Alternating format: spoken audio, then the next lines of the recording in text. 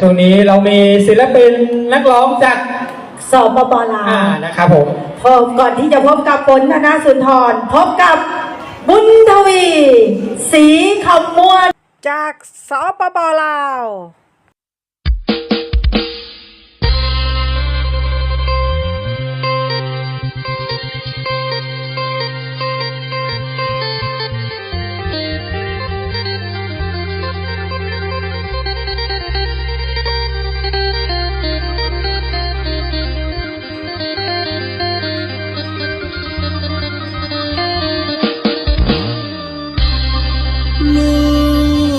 จากนา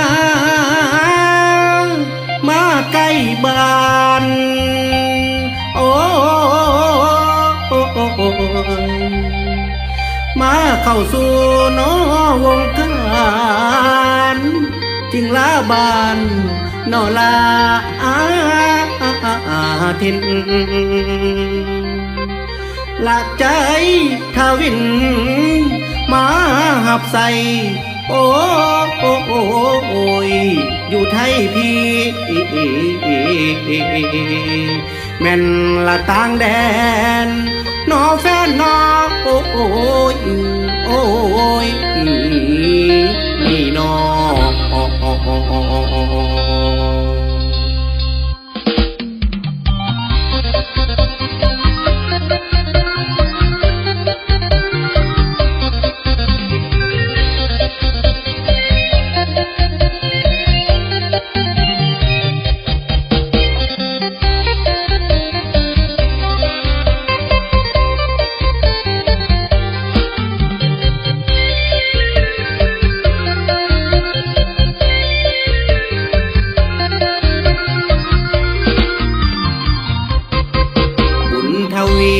สีคำมวนมาคำควรเสียงลำเสียงเพลงพวกแฟนๆถือเป็นกันเองพวกแฟนๆถือเป็นกันเองจงมาฟังเพลงเพื่อเป็นแห่งใจมาไกลจากแผ่นดินลาวจากบ้านนาเฮาเข้ามาเมืองไทยแขวงคำม้วนบ้านอยู่แสนไกลแขวงคำม้วนบ้านอยู่แสนไกล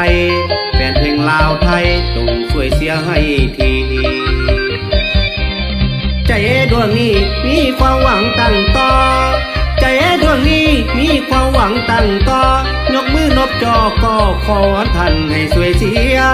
พักอีตูน้อละแม่นคนเตี้ยอยากส่งกินหอมหวนจึงฝากเสียงมาควรให้ท่านฟังเอาไว้ยังจำได้บ่ลืมไหลบ้านเก่าทางพ่อแม่เพิ่นเฒ่าแล้งเศร้าก็จมหา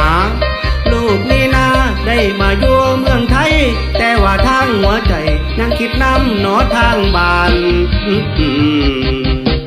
บ่นานลูกคงได้หวนมากลับสู่บ้านนาที่เคยสำราญแต่ตอนนี้ลูกเข้าสู่วงการแต่ตอนนี้ลูกเข้าสู่วงการสร้างความเบิกบานให้มิตรฮักแฟนเพลงดังเป่งเป่งสมใจกับใครแน่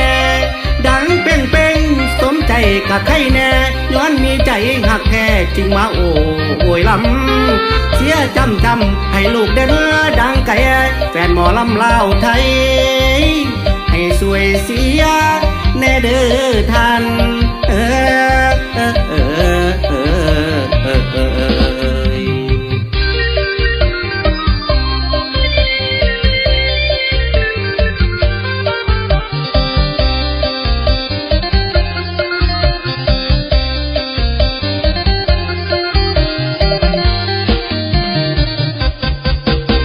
นานลูกคงได้หวนมา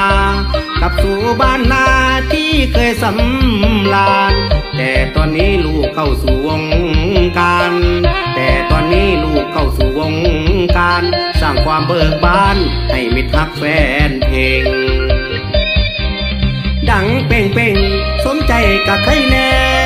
ดังเป่งเป่งสมใจกับใครแน่ย้อนมีใจหักแท้จึงมาโอ้ยลำเสียจำให้ลูกเด่นดังไก่แฟนหมอลำลาวไทยให้สวยเสียแน่เด้อท่าน